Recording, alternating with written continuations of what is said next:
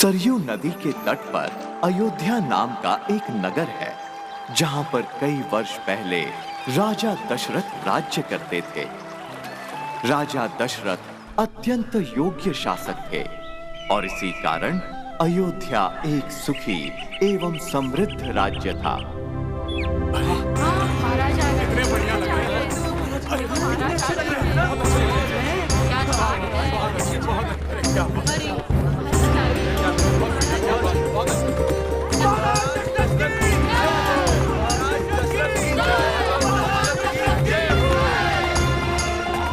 बेटा, ये हमारे देश के राजा हैं और ये इनकी 3 रानियां, रानी कौशल्या, रानी कैकेयी और रानी सुमित्रा। पिताश्री, ये कहाँ वास करते हैं? राजा और उनकी 3 रानियां उस विशाल राजभवन में वास करते हैं। इस राजभवन में क्या कोई राजकुमार भी रहते हैं? नहीं पुत्र, राजा और रानी की कोई संतान नहीं है और इसी कारण ये इतने दुखी रहते हैं।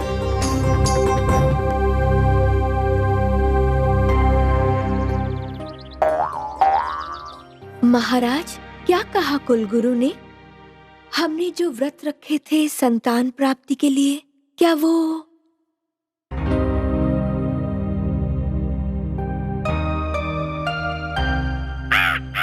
अगर राजा रानी की संतान नहीं हुई तो उनके बाद इस देश का उत्तरदायित्व कौन संभालेगा? और आजकल हर जगह राक्षसों का कितना आतंक छाया हुआ है। इस देश को एक शक्तिशाली और वीर राजकुमार की आवश्यकता है, जो इन सभी राक्षसों का सर्वनाश कर सके। उन दिनों धरती पर राक्षसों का बहुत आतंक था। राक्षसों का राजा रावण एक बहुत ही ताकतवर दैत्य था। रावण के कहने पर राक्षस लोगों को खा जाते, गांव के गांव जला देते, जंगल में ऋषि मुनियों की तपस्या भंग कर देते।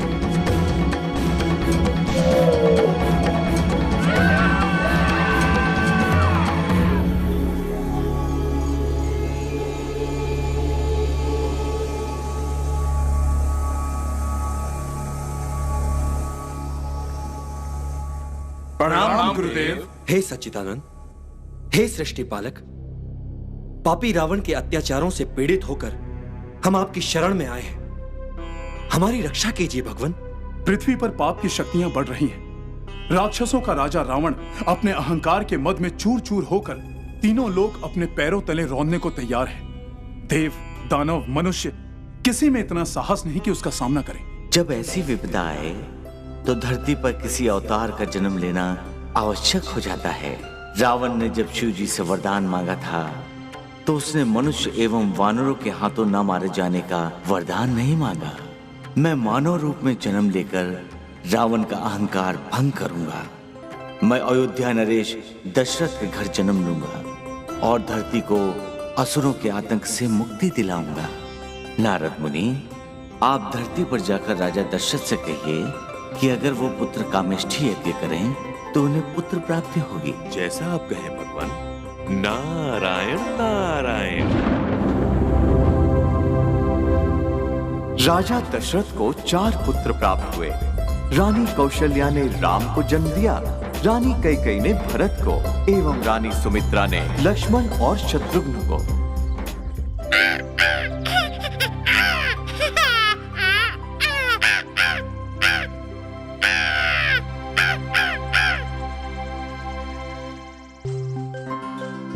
देखिए तो, लगता है लक्ष्मण को राम से सबसे अधिक प्रेम है। और देखो, भरत और शत्रुघ्न एक दूसरे को देखकर कैसे प्रसन्न हो रहे हैं।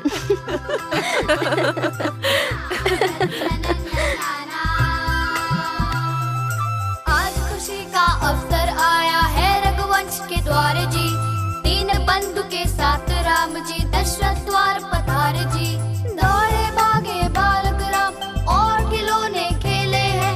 कौशल्या माता के दिल में लगे खुशी के मेले हैं।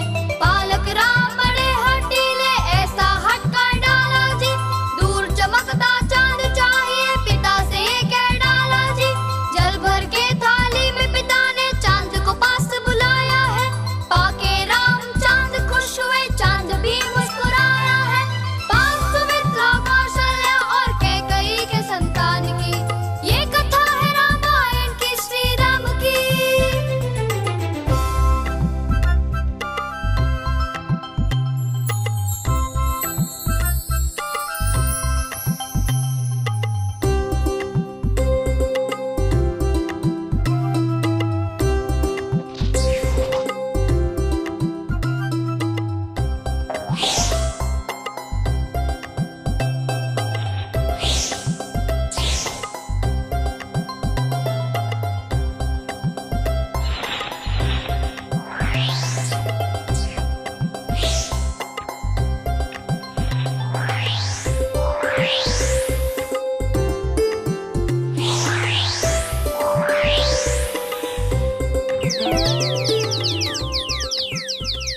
देखा, मेरा निशाना कितना अचूक था। और मेरा भी। आहा, हमने 7 फल तोड़े, लेकिन लक्ष्मण तुम तो एक भी फल नहीं तोड़ पाए। तुम्हारा निशाना तो हर बार चूक जाता है।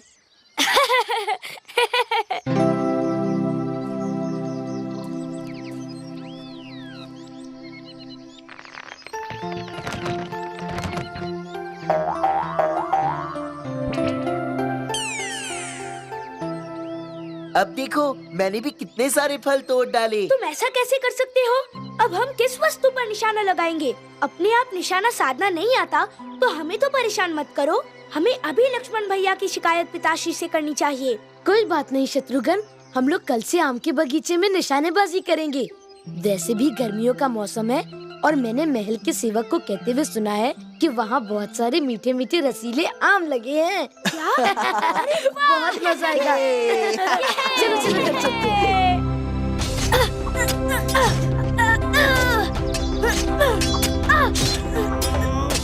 हमें भी तलवार चाहिए, हमें भी गदा चाहिए, हम भी करेंगे।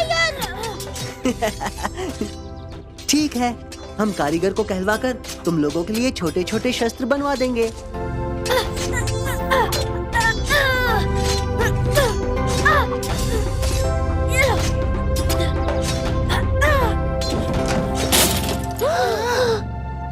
अब क्या होगा? रानी माँ ने कहा था कि खेलना हो तो बाहर जाके खेलो। हाँ, ये तो पिताश्री की प्रिय मूर्ति है। देखो, हम में से कोई नहीं बताएगा कि मूर्ति किसने तोड़ी है। हम सब लोग चुप रहेंगे और राम को भी सजा नहीं मिलेगी, समझे? ये मूर्ति किसने तोड़ी? हम जानते हैं ये कार्य तुम में से ही किसी ने किया है। तुम सब लोग अगर दोषी का नाम नहीं बताओगे तो दंड भी तुम सबको मिलेगा। तुम लोगों को पूरे 1 दिन भोजन नहीं मिलेगा। पूरे 1 दिन भोजन नहीं मिलेगा? पिताश्री, गलती मेरी है। वो मूर्ति मैंने तोड़ी है। नहीं पिताश्री, भूल हमारी है। लक्ष्मण भैया को दंड मत दीजिए। पिताश्री, ये मूर्ति मैंने तोड़ी है, इसलिए दंड भी मुझे ही मिलना चाहिए। ये सब लोग मुझे बचाने का प्रयत्न कर रहे हैं। ये मूर्ति तो हमने तोड़ी। हाँ, हमने तोड़ी। अच्छा, तो इतनी बड़ी मूर्ति आप लोगों ने तोड़ी? हम दोनों मूर्ति के ऊपर बैठे हुए थे और कितना प्यार है इन सब में। राम, लक्ष्मण, भरत, शत्रुघ्न, अगर तुम चारों हमेशा ऐसे एकजुट होकर रहोगे तो तुम्हें कभी कोई हानि नहीं पहुंचा सकता। मूर्ति तो अवश्य राम ने ही तोड़ी होगी, लेकिन देखो सारे भाई कैसे उसके लिए असत्य बोल रहे हैं। ना जाने राम ने इन पर कौन सा जादू कर रखा है। भगवान, आपने राम के रूप में जन्म तो ले लिया, किंतु क्या राम में आप जैसे गुण भी हैं? हे देवी, आपने सही कहा। आखिर हमें भी तो आभास हो कि इस बालक में भगवान विष्णु जैसे गुण हैं कि नहीं। भगवान, अगर आप कहें तो मैं राम की एक छोटी सी परीक्षा ले सकता हूँ। अवश्य।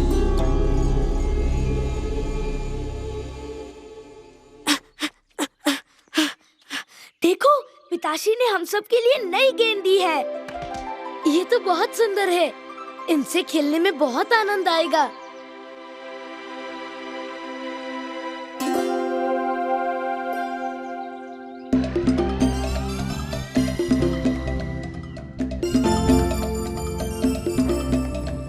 पकड़ो से।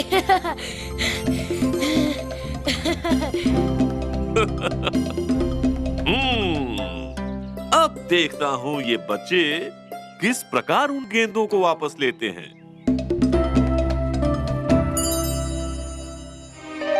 तुम लोग बिल्कुल परेशान मत हो। तुम्हें पता है ना कि मैं कितना अच्छा तैराक हूँ। मैं अभी तालाब में कूदकर सारी गेंद निकाल कर लाता हूँ। लक्ष्मण! लक्ष्मण! लक्ष्मण भैया! लक्ष्मण! अब तो ये गेंद इस तालाब से निकालना असंभव है। असंभव क्यों है? हम अयोध्या के राजकुमार हैं और राजकुमार हमेशा वीर और निडर होते हैं। अच्छा, हम भी तो देखें ये अयोध्या के राजकुमार इन गेंदों को कैसे निकालते हैं। भैया, मैंने सिपाहियों को कहते सुना है कि इस तालाब में सैकड़ों मगरमच्छ हैं। आप उनका कुछ नहीं बिगाड़ पाएंगे। मैं अभी अपनी गदा लेकर आता हूँ। अपनी गदा से एक एक करके सबको नष्ट कर दूंगा। हमें धीरज रखनी होगी, ये कार्य इतना सहज नहीं है। तो अयोध्या के राजकुमार अंततः हार गए।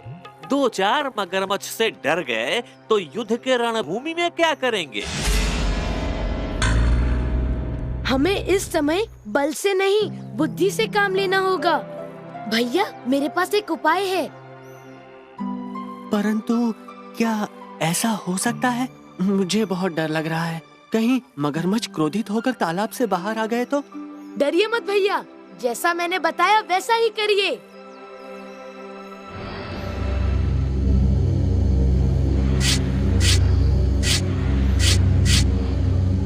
बहुत अच्छे, बढ़िया है, ये प्रभु की लीला भी अपरंपार। इतनी छोटी सी आयु में भी राम कितने असाधारण बालक हैं। राम ने ये सिद्ध कर दिया कि वो भगवान विष्णु के ही रूप। नारायण नारायण। भरत बेटा, देखो देखो, ये सब मिठाइयाँ तुम्हारे लिए तुम्हारे मामा के घर से आई हैं। ये सब मिठाइयाँ तुम्हारे लिए ही तो है। फटाफट खा लो, नहीं तो तुम्हारे भाई भी तुमसे मांगेंगे ये। हाँ, इतनी सारी मिठाई मैं एक साथ कैसे खाऊंगा? मुझे ये थाली दे दीजिए। इन मिठाइयों को मैं कहीं छुपा देता हूँ। जब भूख लगेगी तो खा लूंगा। इतनी सारी है। हाँ।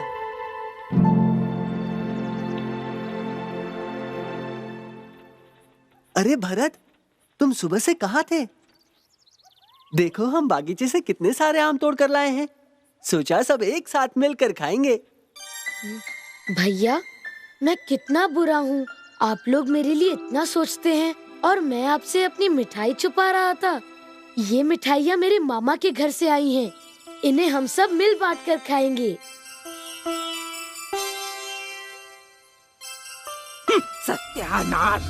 ये सब राम के कारण हुआ है। राम के कारण। राम इतना चालाक है कि उसने सारे भाइयों को अपने बस में किया हुआ है।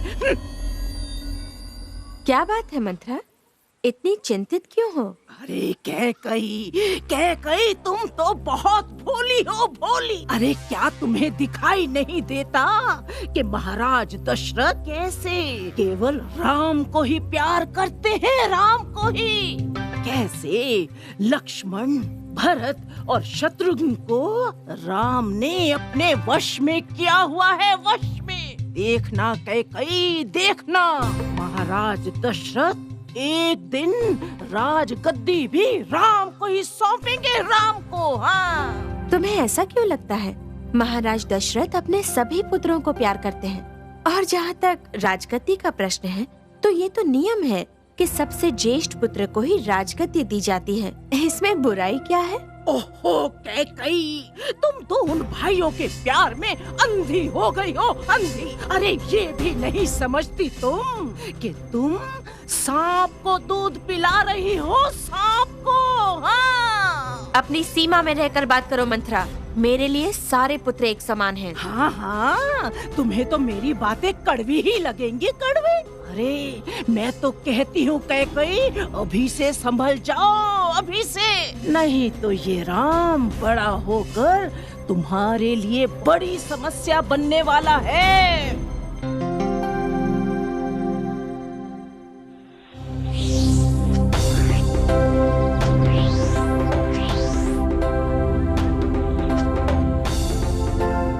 वाह भैया, आपने तो चमत्कार कर दिया। पहले तो कभी आपका तीर निशाने पर नहीं लगता था। ये सब मेरे अभ्यास का परिणाम है। अब तो मैं राम भैया को भी हरा सकता हूँ। हाँ सच में, तुम अब राम भैया से भी अच्छा निशाना साध लेते हो। राम भैया, मैं देखना चाहता हूँ कि आप लक्ष्मण भैया को तीरंदाजी में हरा सकते हैं या नहीं। आपको इस पर लक्ष्य साधना होगा। जितनी बार आप सफल होंगे, मैं उतनी बार और थोड़ा पीछे चला जाऊंगा।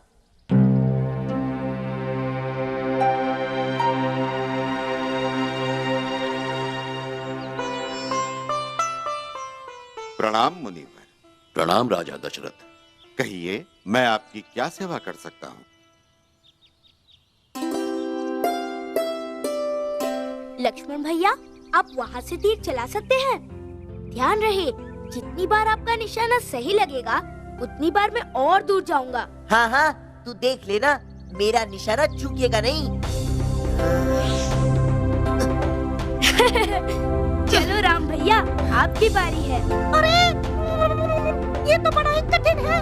लक्ष्मण के समय ही शत्रुघ्न इतना दूर चला गया, तो राम निशाना कैसे लगाएगा?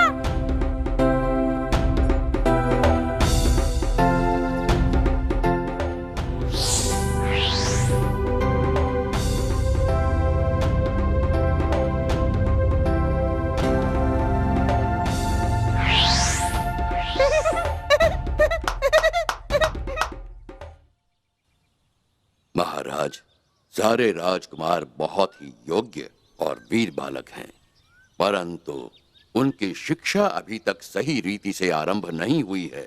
हम चाहते हैं कि इन बालकों को हम ही शिक्षा प्रदान करें। ऋषिवर, इससे अच्छी बात क्या हो सकती है कि मेरे पुत्र आप जैसे महान ऋषि से अपनी शिक्षा प्राप्त करें। किंतु महाराज, आप तो जानते ही हैं कि राजकुमारों को इस महल में नहीं बल्कि वन में हमारे गुरुकुल में रहकर शिक्षा ग्रहण करनी होगी। जैसा आप कहें मुनिवर। तो फिर शीघ्र ही उनके प्रस्थान की तैयारियां करें। क्या राजकुमार पढ़ने के लिए गुरुकुल जाएंगे? शिक्षा प्राप्त करने के लिए गुरुकुल जाएंगे? वो लोग तो अभी बहुत छोटे हैं, वो आज तक हमसे एक पल भी अलग नहीं रहे हैं। दीदी ठीक कह रही हैं। हम लोगों ने उनको फूलों की तरह पाला है, ऐसे कैसे उनको गुरुकुल भेज दें? ऋषि वशिष्ठ का कहना है कि साम्राज्य को विधि और समझदारी से चलाने और अपनी प्रजा के दुखों को समझने के लिए राजकुमारों के लिए ये जरूरी है, और हमारा भी यही मानना है।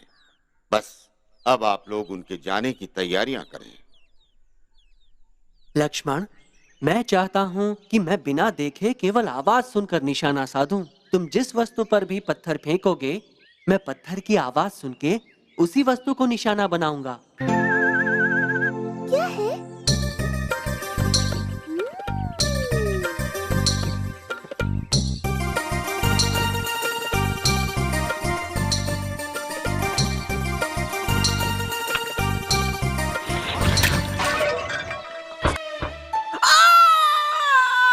अरे मर गई।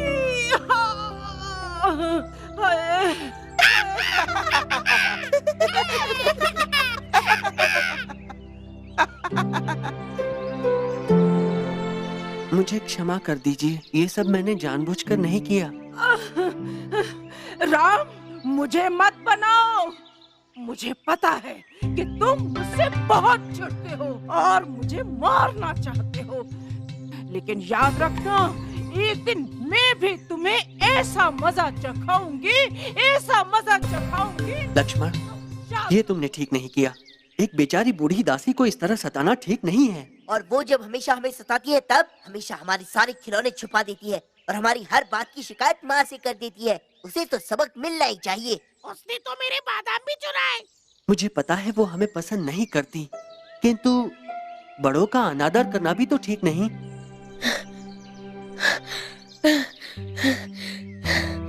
पिताश्री ने हम सबको अपने कक्ष में बुलाया है।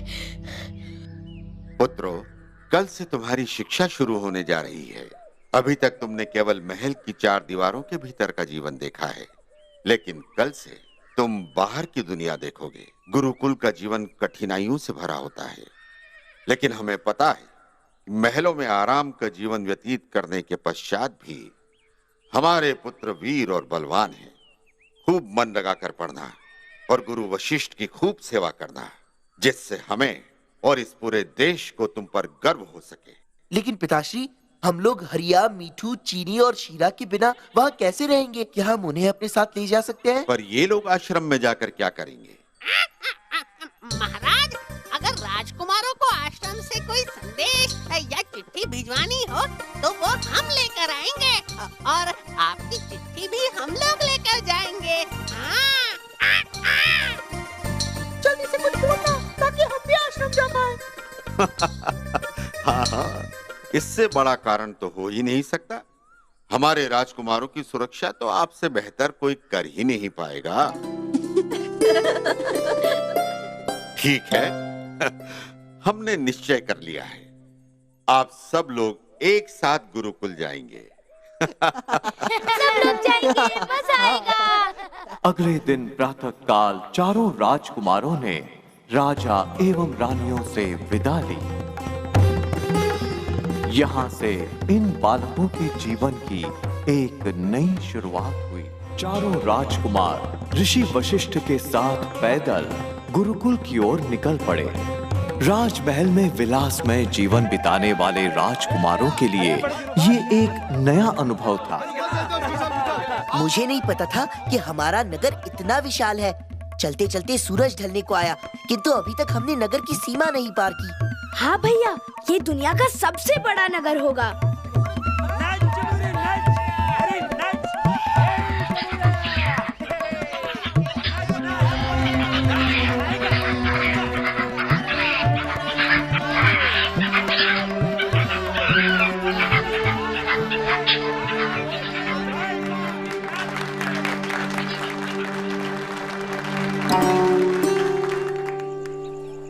सुनो, इस बंदर को छोड़ दो। किसी जानवर से इस तरह बलपूर्वक काम कराना अनुचित है। ए लड़के, तू कौन होता है मुझे सीख देने वाला? मेरी इच्छा, मैं अपने बंदर से जो चाहे करवाऊं।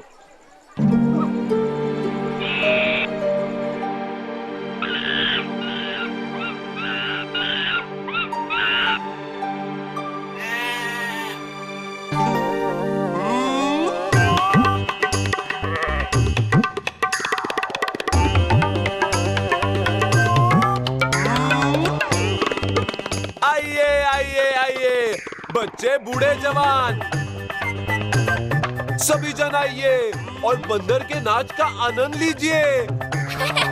लेकिन ये तो बकरी है। तुम पागल तो नहीं हो गए हो जो बंदर को बकरी बोल रहे हो? चलो भागो यहाँ से। मेरा बंदर। राम कहाँ है? ये राम भैया कहाँ चले गए? मुझे बहुत डर लग रहा है। मुनि वशिष्ठ अवश्य उन्हें कोई कठोर दंड देंगे। गुरुजी, आप लोग यहीं रुकिए, मैं राम भैया को ढूंढ कर लाता हूँ। राम, हमें तुमसे ये आशा नहीं थी। हमें लगा कि तुम एक आज्ञाकारी बालक हो। हम तुम्हें कठोर दंड देंगे। आज पूरा दिन तुम किसी से बात भी नहीं कर सकते। तुम्हें इस बंदर को यहीं छोड़कर जाना होगा। ध्यान रहे, आगे से हर बालक अनुशासन का पालन करे। भैया, आप चिंता मत कीजिए। माँ ने ये भोजन का झोला दिया है। इसमें हम इस बंदर को छुपाकर गुरुकुल ले जा सकते हैं। 2 दिन घने जंगलों से पैदल चलने के बाद वे लोग गुरुकुल पहुंचे।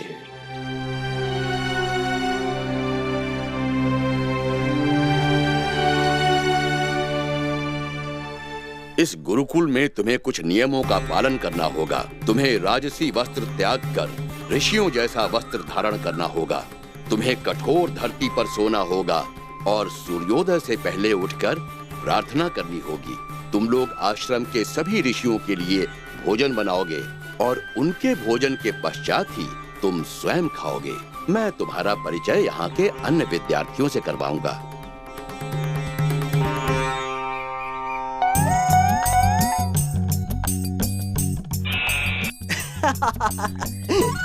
तुमने अपने लिए सही जगह चुनी। मैं तो चिंतित हो रहा था कि तुम्हें कहाँ छुपाऊंगा। नहीं, हम लोग यहाँ नहीं रह सकते, बिल्कुल भी नहीं।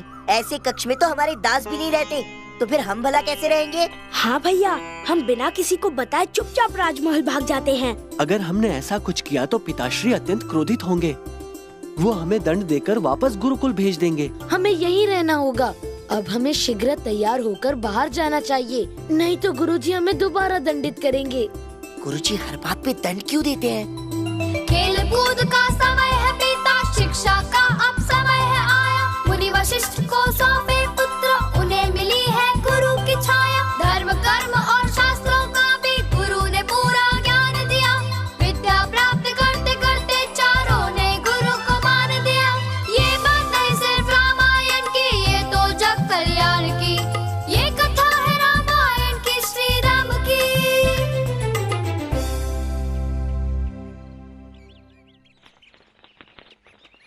बालकों, ये चारों अयोध्या के राजकुमार हैं और ये आज से इस आश्रम में शिक्षा ग्रहण करेंगे। राजकुमार निरूप और स्वरूप कहाँ गए?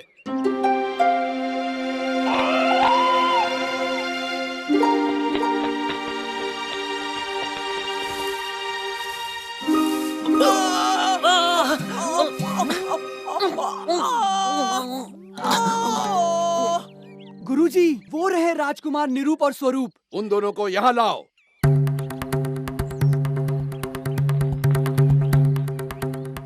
गुरुजी हमें क्षमा कीजिए, हमें बहुत भूख लगी थी, दोबारा ऐसी गलती नहीं होगी। यहाँ पर सबके लिए समान नियम हैं। दंड तो तुम्हें अवश्य मिलेगा।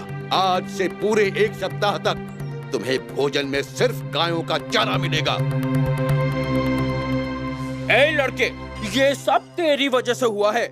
इस आश्रम में रहना है तो हमारे कहने पर चलना होगा, नहीं तो तुम चारों को यहाँ एक भी दिन टिकने नहीं देंगे। लक्ष्मण, इस तरह से आश्रम में आते ही लड़ना सही नहीं है, नहीं तो कोई नई विपदा खड़ी हो जाएगी। तुम्हारा भाई बुद्धिमान है जो तुम्हें लड़ने से रोक रहा है, नहीं तो हम लोग तुम्हारी वो दुर्दशा करते कि तुम लोग इस आश्रम में एक भी दिन नहीं रह पाते। मेरे भैया ठीक कह रहे हैं। इस गुरुकुल का हर बालक उनकी आज्ञा का पालन करता है, समझे?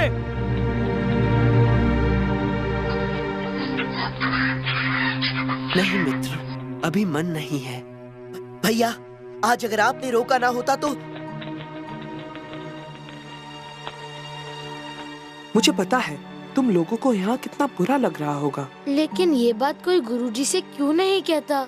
क्योंकि यहाँ के सारे विद्यार्थी उनका साथ देते हैं और जो कोई उनके प्रति असंतोष प्रकट करेगा उसका इस आश्रम में रहना असंभव हो जाएगा। किंतु तुम लोग चिंता मत करो, हम सब मिलकर एक दिन उन्हें उचित पाठ पढ़ाएंगे। चारों राजकुमारों ने गुरुकुल में शिक्षा आरंभ की। सभी राजकुमार किसी न किसी कार्य में निपुण थे। राम तलवारबाजी में, भरत पढ़ाई में, लक्ष्मण निशाना लगाने में और शत्रुघ्न घुड़सवारी में।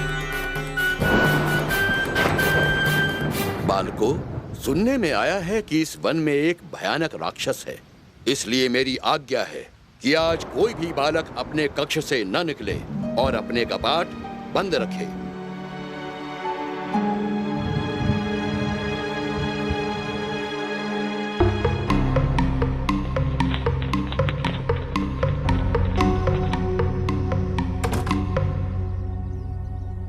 राम, गुरुजी ने मुझे तुम्हें ये कहने के लिए कहा है कि बाहर मौसम बहुत खराब है और उनकी गैया नदी किनारे घास चरने गई हैं। तुम्हें जाकर उन गैयों को लेकर आना होगा।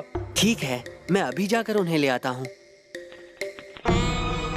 अब देखना, वो राक्षस राम को नहीं छोड़ेगा। मित्र, मौसम बहुत खराब है, तुम आश्रम में ही रहो। तो तुम्हें मेरे साथ ही चलना है। तो फिर जाकर एक रस्सी लेकर आओ, गाय को शायद बांध कर लाना होगा। चलो, सब मिलकर जंगल चलते हैं।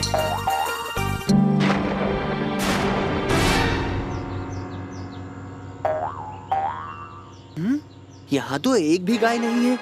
मित्र, तुम आश्रम जाकर मेरे भाइयों को बुला लाओ। हम सब मिलकर एक साथ गायों को ढूंढेंगे, तब शायद मिल जाए।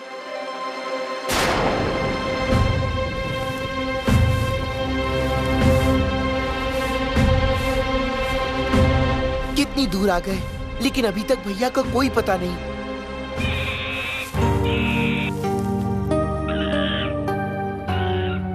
भैया, आप यहाँ? शाम ढलने को आई है, आप इस घने जंगल में क्या कर रहे हैं? मुझे निरूप एवं स्वरूप ने बताया कि गुरुजी की आज्ञा है कि मैं जंगल से उनकी गायों को ढूंढ कर लाऊं, किंतु सभी जगह ढूंढा, कहीं भी नहीं है। किंतु गुरुजी की सारी गायें तो आश्रम में ही है। लगता है उन लोगों ने आपसे झूठ बोला। चलिए अभी आश्रम चलकर गुरुजी को बताते हैं।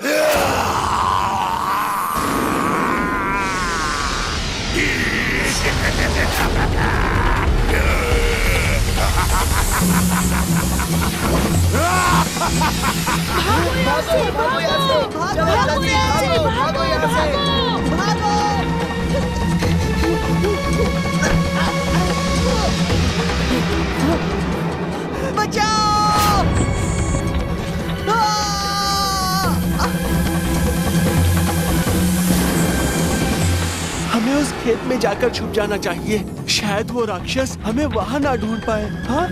हाँ, चलो चलो।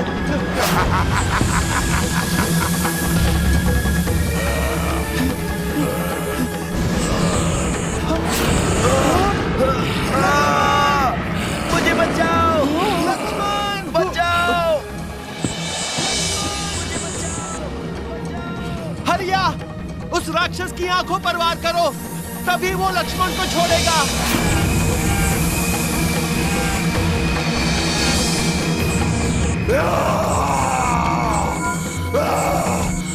हाँ? लक्ष्मण, चलो यहाँ से, भागो जल्दी।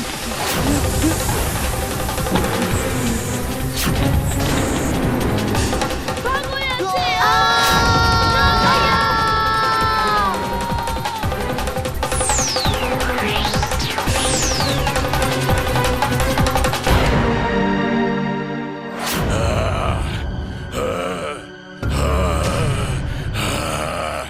रात बीतने वाली है, क्या बाहर निकलने का कोई उपाय नहीं? एक उपाय है इस राक्षस से निपटने का। अब वो राक्षस गहरी नींद में सो रहा है। हरिया, तुम रस्सी का ये सिरा किसी पेड़ से मजबूती से बांध दो, जिससे हम लोग रस्सी पकड़ के बाहर निकल सकें।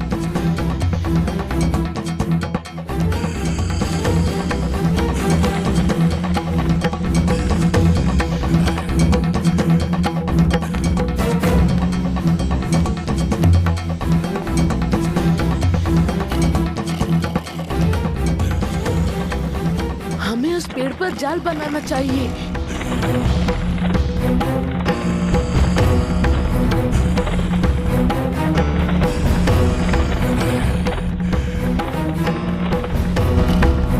वो राक्षस पास में ही सोया हुआ है और किसी भी समय उठ सकता है। तुम उससे किसी भी तरह यहाँ लेकर आओ।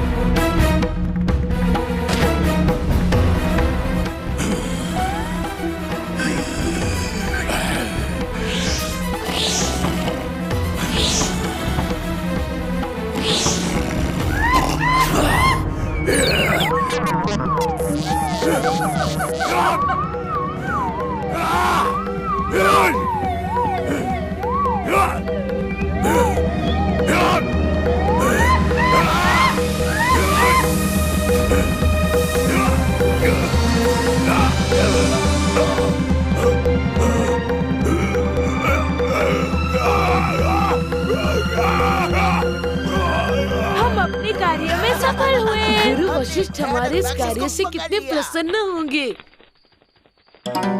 गुरुजी, राम, लक्ष्मण, भरत और शत्रुघ्न चारों ही अपने कक्ष में नहीं हैं और हमने उन्हें पूरे आश्रम में ढूंढ लिया है, परंतु उनका कोई पता नहीं है। यदि आप आज्ञा दें तो हम सब उन्हें ढूंढने जाएं। अब तक तो राम को वो राक्षस पूरी तरह चबा गया होगा।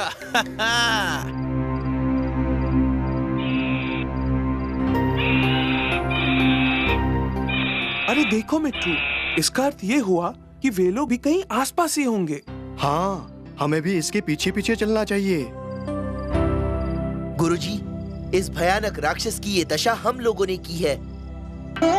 तुम सब असाधारण बालक हो।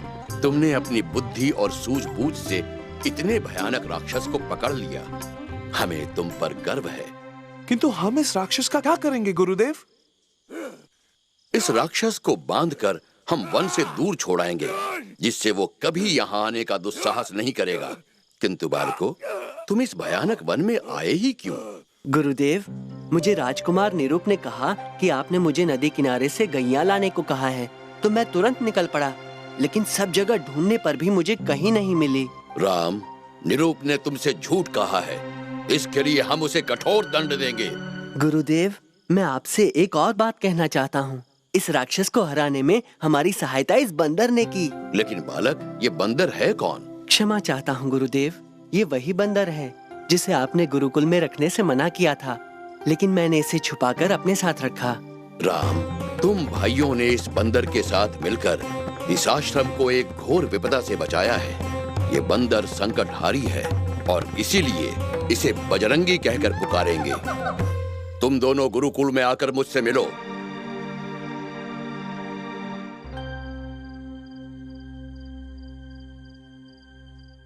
हमें लगता है कि तुम दोनों इस आश्रम में रहने योग्य नहीं हो। तुम्हारे कारण इस आश्रम का अनुशासन भंग हो रहा है। गुरुजी, अगर आज्ञा हो तो मेरे पास एक उपाय है।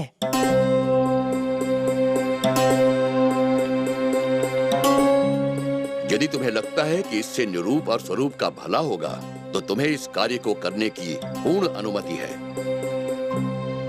इस गुरुकुल के सभी विद्यार्थियों के लिए एक आवश्यक घोषणा है। कल प्रातःकाल हम सब आश्रम के विद्यार्थी एक असली युद्ध लड़ेंगे। असली युद्ध?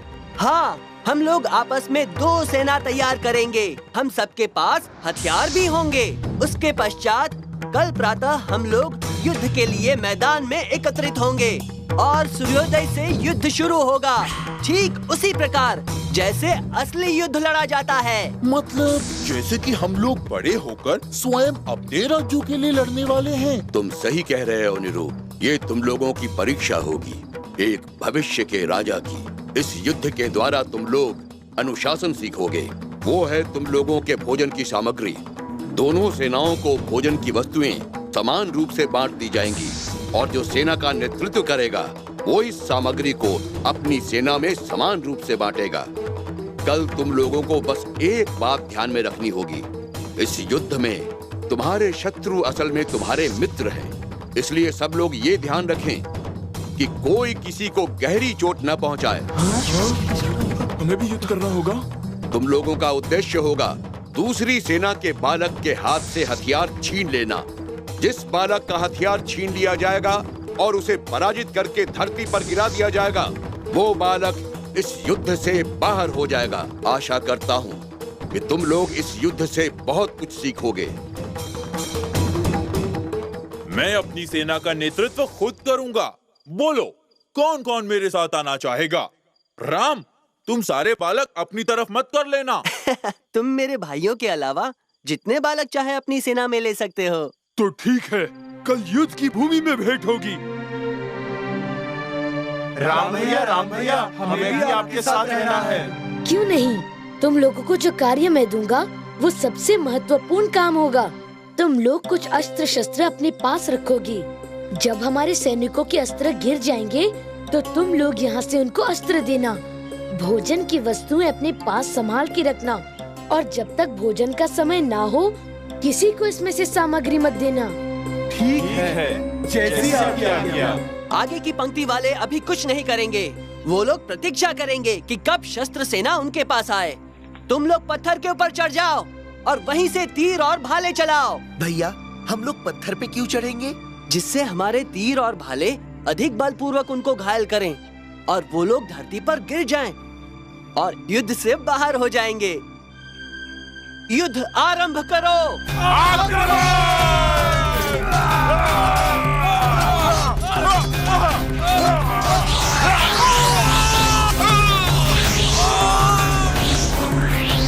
तुम लोग क्या कर रहे हो? हमारे साथी गिर रहे हैं। तुम तो अभी उनमें से एक को भी नहीं गिरा पाए। स्वरूप, हमारे पास तो तलवार और गदा है, इतने दूर से कैसे युद्ध करें? अब तो केवल तीर, धनुष और भाले के साथ ही युद्ध किया जा सकता है। हाँ? तीर चलाओ।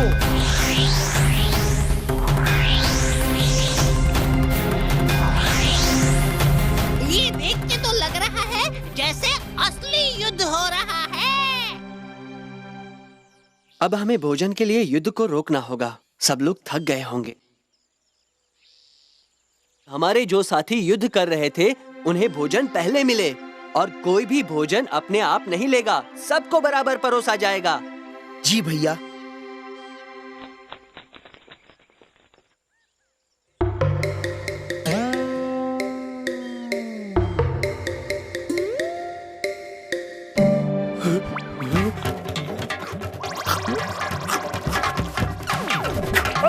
पकड़ो पकड़ो पकड़ो, भागने मत दो। अरे हमारा भोजन।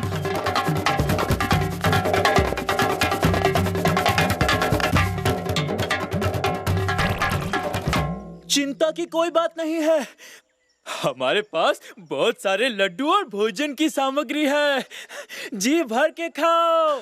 हमें भोजन चाहिए, हमें भूख लगी है। हमें कब से भूख लगी है? हम कब से युद्ध कर रहे हैं। हमें भोजन चाहिए, भोजन चाहिए, भोजन चाहिए। पहले क्यों नहीं आए? अब तो सब खत्म हो गया। वो तो इसलिए क्योंकि सब भोजन आपस में छीन झपट कर खा रहे थे। वहाँ देखो, राम अपने सभी साथियों को भोजन खिलाने के पश्चात ही स्वयं खा रहे हैं। वहाँ सभी को एक समान भोजन मिला है। तू यहाँ शत्रु की प्रशंसा कर रहा है? भूल हो गई, जो कल तुम्हारे साथ युद्ध करने चले आए, सुबह से भूखे पेट युद्ध कर रहे हैं। ठीक है, जिसको हमारे साथ नहीं लड़ना वो हमें छोड़ सकते हैं।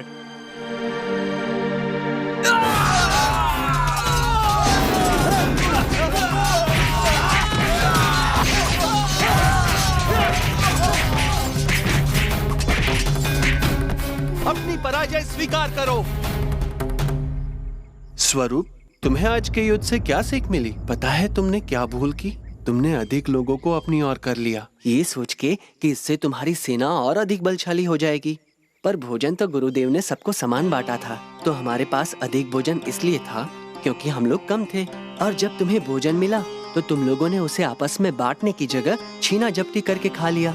कुछ लोगों ने पेट भरने के लिए अधिक खाया और कुछ लोग भूखे ही रह गए, जिसके कारण भूखे लोगों में लड़ने की क्षमता नहीं बची। कोई भी लड़ाई जीतने के लिए सबसे आवश्यक है अनुशासन। मुझे अपनी गलती का पता चल गया है। अब से मैं गुरुदेव की हर बात मानूंगा और आश्रम के सारे नियमों का पालन करूंगा। तभी तो मैं एक दिन अच्छा राजा बन पाऊंगा। राम, स्वरूप, मुझे क्षमा कर दीजिए गुरुदेव। इतनी छोटी आयु में तुमने जो सूझबूझ दिखाई है वो प्रशंसा योग्य है। इसके बाद कई साल गुरुकुल में रहकर चारों भाइयों ने विज्ञान, भूगोल, खगोल विद्या, राजनीति शास्त्र, योग इत्यादि विषयों में शिक्षा ली। राम, आज तुम लोगों की शिक्षा संपन्न हुई। अब तुम और तुम्हारे भाई अयोध्या का राज्य संभालने के लिए तैयार हो। वहाँ तुम्हारा नया जीवन शुरू होगा।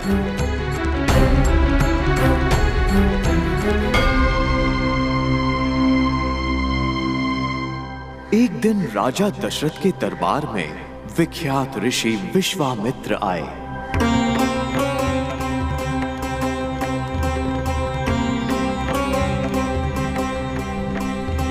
किंतु वे अत्यधिक क्रोधी स्वभाव के थे और उनके क्रोध से सब भयभीत थे। प्रणाम मुनिवर।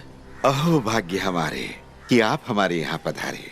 बताइए, हम आपकी क्या सेवा कर सकते हैं? राजन, हम यहाँ एक अत्यंत आवश्यक कार्य से पधारे। हम अपने आश्रम में एक बहुत बड़ा यज्ञ करने जा रहे हैं, जिसमें कई ऋषि मुनि भाग लेंगे। लेकिन एक बहुत बड़ी समस्या है। ताड़का नाम की एक राक्षसी और उसके बेटे मारीच और सुबाहु अत्यंत दुष्ट एवं शक्तिशाली दैत्य हैं।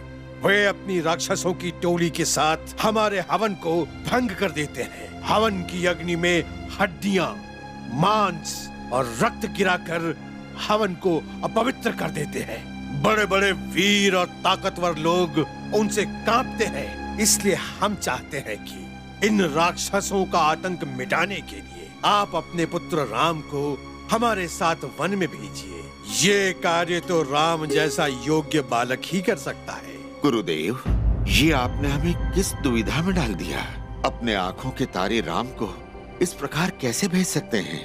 हम स्वयं आपके साथ अपनी पूरी सेना के साथ चलने को तैयार हैं। नहीं राजन, हमें कुछ नहीं सुनना। अपनी प्रजा की रक्षा करना एक राजा का कर्तव्य होता है और आप अपने कर्तव्य से पीछे हट रहे हैं। क्षमा करें पिताश्री, परंतु गुरु विश्वामित्र ठीक कह रहे हैं। अपनी प्रजा की रक्षा करना एक राजा का कर्तव्य होता है और मैं अपना कर्तव्य निभाने को तैयार हूँ। आप मेरी बिल्कुल चिंता ना करें। जैसा तुम कहो राम। पिताश्री, बचपन से आज तक मैं एक दिन भी भैया के बिना नहीं रहा हूँ। अगर आप आज्ञा दे तो मैं भी भैया के साथ जाना चाहता हूँ। पिताश्री, तब तो हम भी साथ जाएंगे। बालकों, अगर मैं अपने चारों पुत्रों को वन में भेज दूंगा तो यहाँ राज्य का भार कौन संभालेगा? राम और लक्ष्मण का जाना ही ठीक रहेगा। बालकों, जाने की तैयारी करो।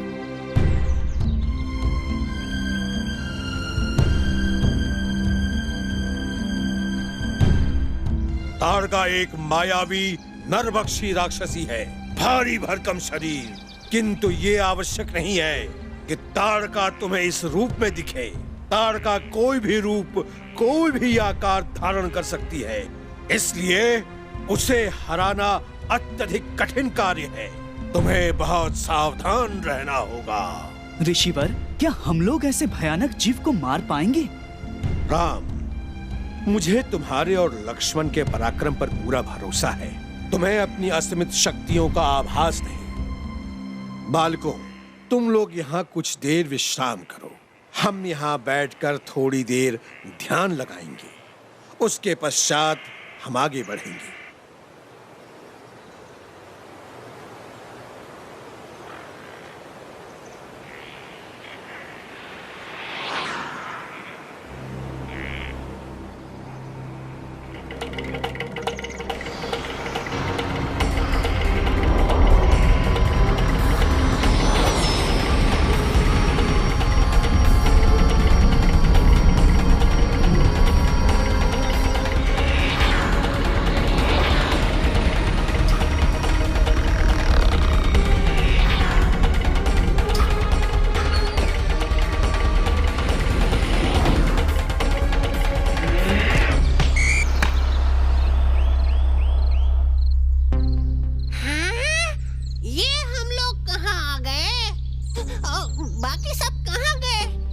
मुझे तो बहुत डर लग रहा है। ये इतनी अच्छी सुगंध कहाँ से आ रही है? इतना अच्छा संगीत, ऐसा प्रतीत होता है कि यहाँ अवश्य किसी अप्सरा का वास होगा। चलो चलकर देखते हैं, चलो। कितनी सुहानी जगह है। ये तो अवश्य किसी अप्सरा का घर ही हो सकता है। मैं अपने आप को लोक नहीं पा रहा हूँ। ऐसा प्रतीत होता है कि कोई मुझे अपनी ओर खींच रहा है। चलो चलकर देखते हैं।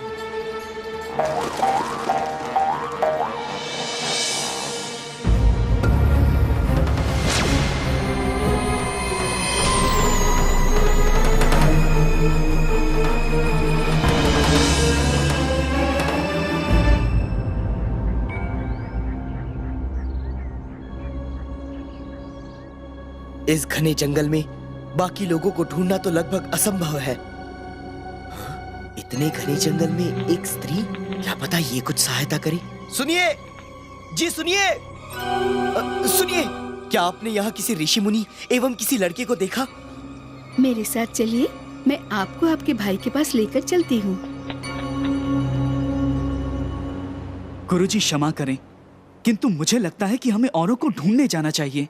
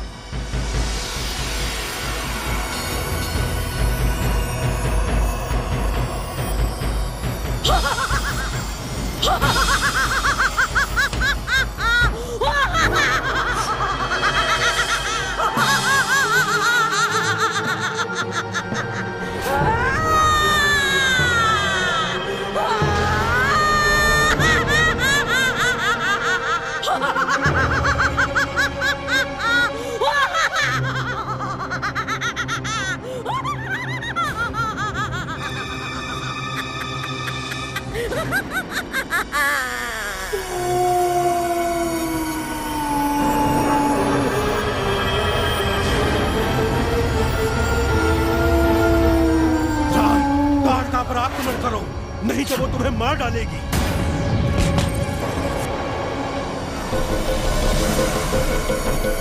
ताड़का पर आक्रमण करो, नहीं तो वो तुम्हें मार डालेगी।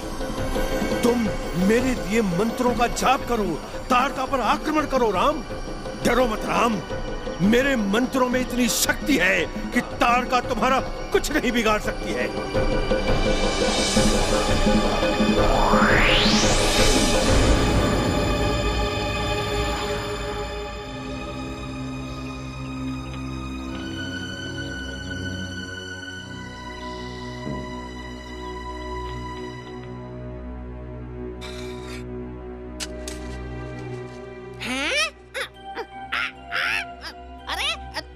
इतनी देर से कहाँ थे? हाँ? हम लोग चुपके से उस राक्षसी का ठिकाना ढूंढने का प्रयास कर रहे थे।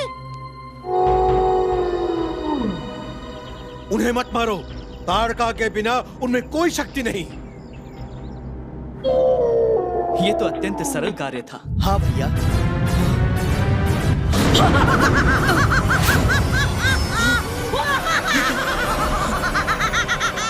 भागो भैया, भागो! इस राक्षसी को मारना हमारे बस की बात नहीं है। भागो भैया, भागो!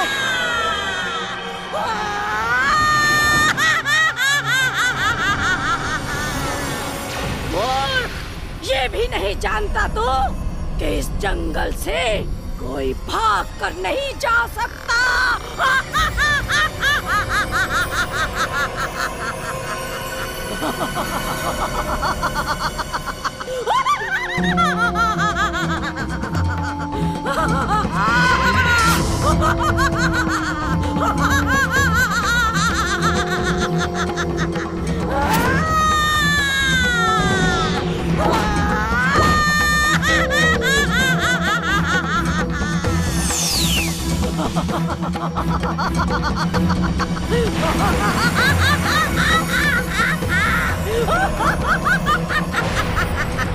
बहुत दिनों बाद इतना आनंद मिल रहा है।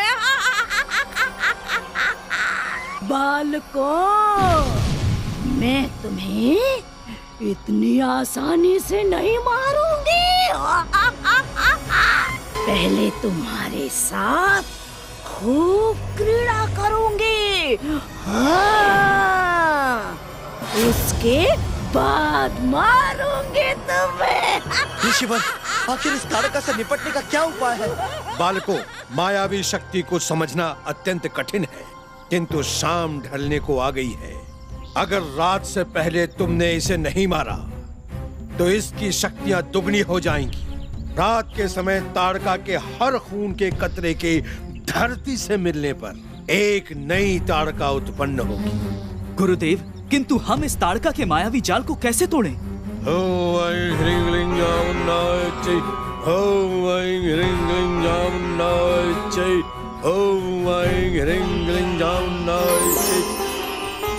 ये लो पुत्र, ये अत्यधिक शक्तिशाली शस्त्र है। हे उत्तांत बुड्ढे, तेरा ये साहस कि तू मुझे मारने का षड्यंत्र करे? अभी मजा चखाती हूँ तुझे, अभी।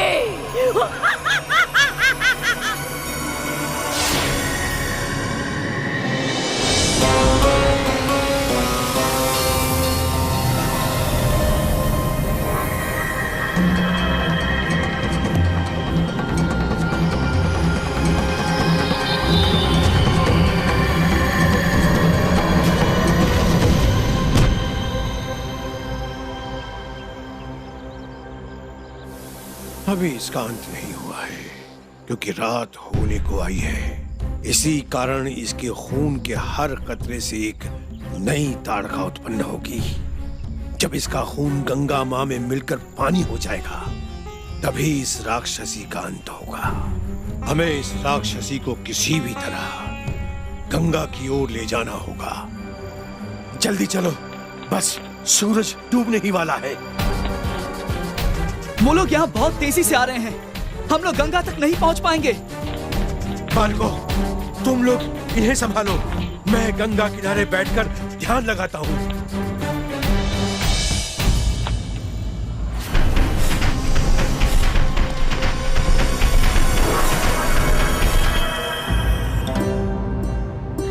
भगवान, कुछ कीजिए। इतने नन्हे बालक कैसे इस राक्षसी का सामना करेंगे? देवी, आप चिंतित न हो, हम उन्हें कुछ भी नहीं होने देंगे।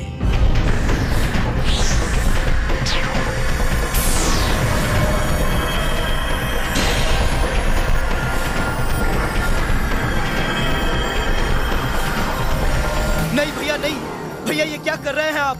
अगर ताड़का इस स्थान पे गिरी तो यहाँ पे और ताड़काएं उत्पन्न हो जाएंगी। हमारे पास और कोई उपाय नहीं है।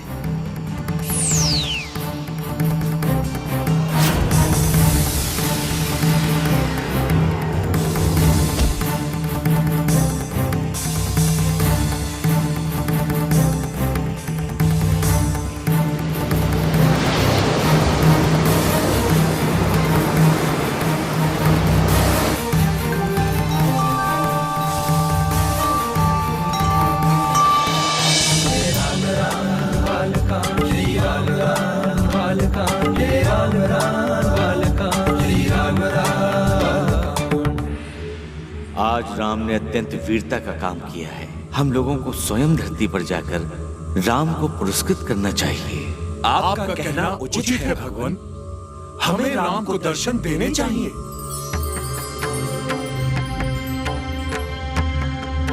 राम, सारे देवता तुम्हारी वीरता से अत्यंत प्रसन्न हुए। हमें विश्वास है कि तुम पृथ्वी पर पाप का अंत करोगे।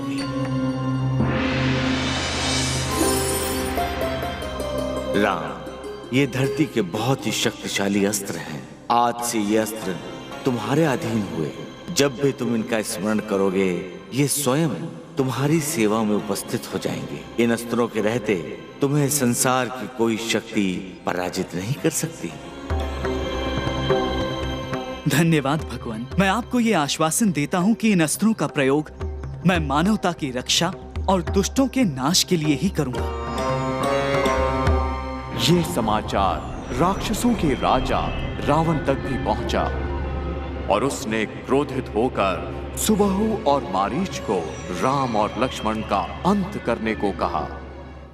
कुछ ही दिनों में राजकुमार ऋषि विश्वामित्र के आश्रम पहुंचे। स्वागत है राजकुमार। आप सब हमारे लिए बहुत शुभ समाचार लाए हैं। आपका हम पर ही नहीं, आसपास के गांव वालों पर भी बहुत बड़ा उपकार है। ये तो हमारा कर्तव्य था। कल हमारे आश्रम में एक महायज्ञ होने जा रहा है, जिसमें कई ऋषि मुनि भाग लेंगे। यज्ञ समाप्ति पर स्वयं भगवान प्रकट होकर हमें आशीर्वाद देंगे। ताड़का के बेटे सुबाहु और मारीच यज्ञ में बाधा डालने की कोशिश करेंगे। तुम्हें उन्हें किसी भी तरह की बाधा डालने से रोकना होगा, ताकि यज्ञ शांति से संपन्न हो। जैसा आप कहें गुरुदेव। स्वामिने नमः। स्वाहा। ओम द्रुपदाय नमः। स्वाहा। ओम नारायणाय नमः। स्वाहा। 5 दिन तक राम और लक्ष्मण की निगरानी में हवन शांति पूर्वक चलता रहा। नमः। स्वाहा। ओम नारायणाय नमः। देखा देखा देखा देखा हमारे राम और लक्ष्मण इतने बलवान हैं। उनके रहते वो दुष्ट राक्षस यहाँ भटक भी नहीं सकते। वो आसमान में काला सा क्या है?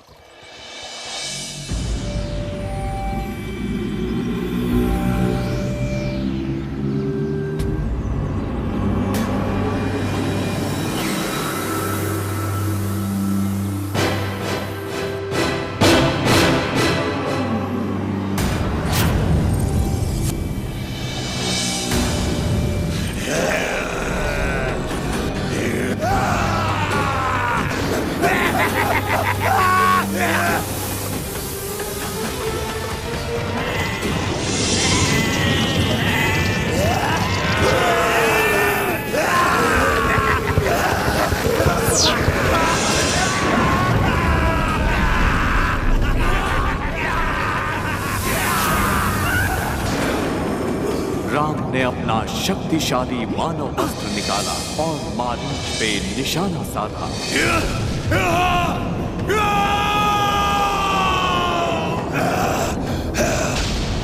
मानव, तूने मेरी माँ को मार दिया और अब मेरे भाई को मार डाला। मैं तेरा अंत कर दूंगा। मैं तुझे, आश्रम वासियों को और किसी को जीवित नहीं छोड़ूंगा।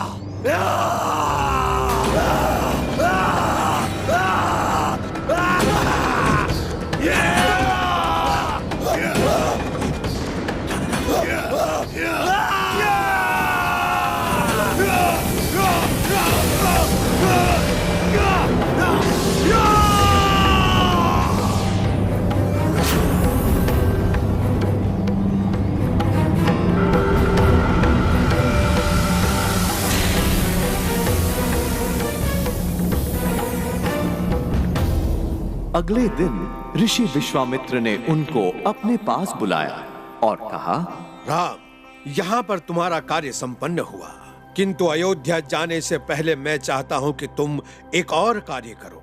यहाँ से थोड़ी दूर पे मिथिला नाम का एक नगर है। वहाँ के राजा के महल में भगवान शिव का धनुष है। उस धनुष को आज तक कोई नहीं उठा पाया है। अगर तुम वो धनुष उठा पाए तो तुम दुनिया के सबसे बलवान योद्धा के नाम से जाने जाओगे। जैसा आप कहें गुरुदेव। अगले दिन दोनों राजकुमारों ने मिथिला की ओर प्रस्थान किया।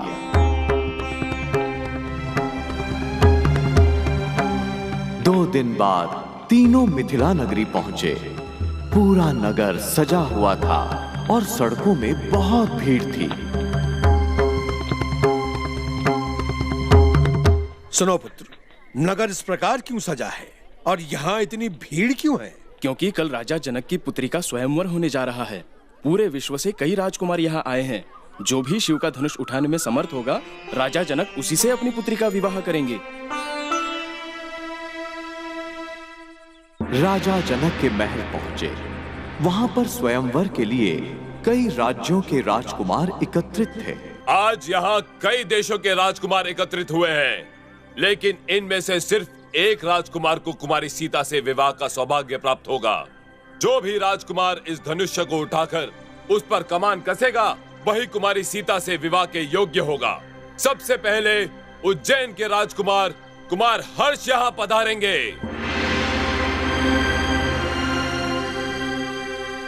ऐसे एक क्या, मैं 4-4 धनुष एक साथ उठा सकता हूँ।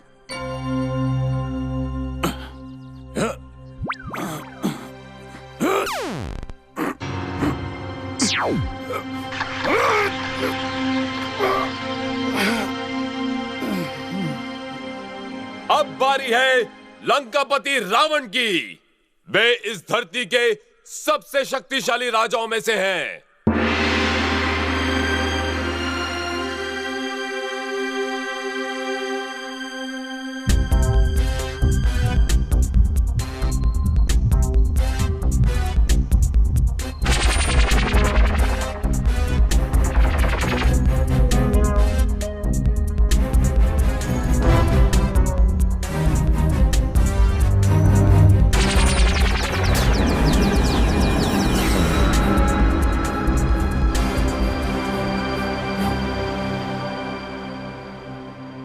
राजकुमार राम, अब आपकी बारी है।